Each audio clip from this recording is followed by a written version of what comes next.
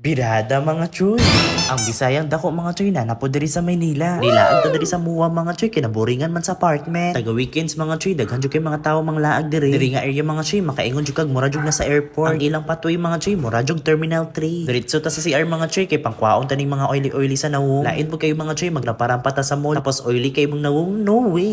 Ready na ko mga choy og tuara. Fresh na kaayo. Naay nindot laaganan diri mga choy ang Muwa Sky. Padulong tad sa Muwa Sky mga choy kay nindot jud kay laaganan diri. Diri mga choy lami kay i-jogging diri kay kusog kay hangin. Daghan po kay mga tawo manglaag diri sa Muwa Sky mga choy. Ang uban mag-date hilasan. Diri mga choy makita jud ang Muwa Seaside. Nindot pud laaganan dito mga choy. Kung maboringan jud ko sa balay mga choy mo ato jud ko diri sa Muwa or sa BGC. By the way mga choy i-flex din ako ni akong gisuot karon. Kini nga t-shirt kay gipalit na ako ni sa ukay-ukay. Ug kani nga pants gipalit na ako ni sa Toktok. Kay pagbuot. So ayun mga choy, so dito tayo ngayon sa Muwa Sky. Actually, maraming beses na ako nagpunta dito. If wala akong duty, punta talaga ako dito sa Muwa Sky. Kasi malakas yung hangin dito. So later mga choy is sasakay tayo doon sa Ferris wheel. The biggest Ferris wheel here in Metro Manila. And this is outfit for today. As in mga choy, daghan jud kay laaganan di sa Muwa Seaside. Makita jud nimo ang nindot nga view diri mga choy. Gamay lang ang mga tao diri mga choy pero every weekends halos mapuno jud ang Muwa Seaside. Diri sa Muwa Sky mga choy, di jud ka magutman diri kay halos na yung mga restaurant. Pero kung gatipid ka mga choy, pagpalit na og ice cream sa Seaside.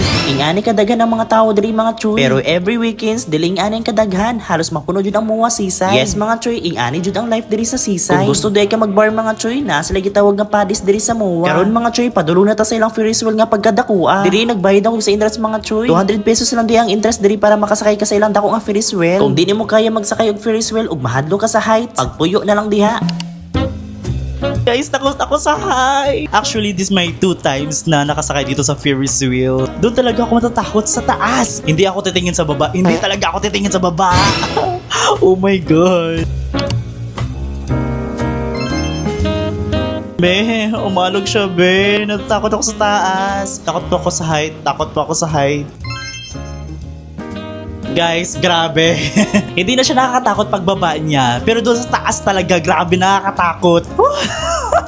Kaya ba? So actually for only 200 pesos, ma-experience mo talaga itong pinakamalaking Ferris wheel dito sa Metro Manila. Guys, nakakatakot sa baba. Guys, ano? Uulit pa ba? Uulit ako kapag meron akong kasama dito. Thank you Lord. Thank you Lord. Thank you Lord. Malapit nang bumabaha. Thank you. Promise, hindi ko na uulitin.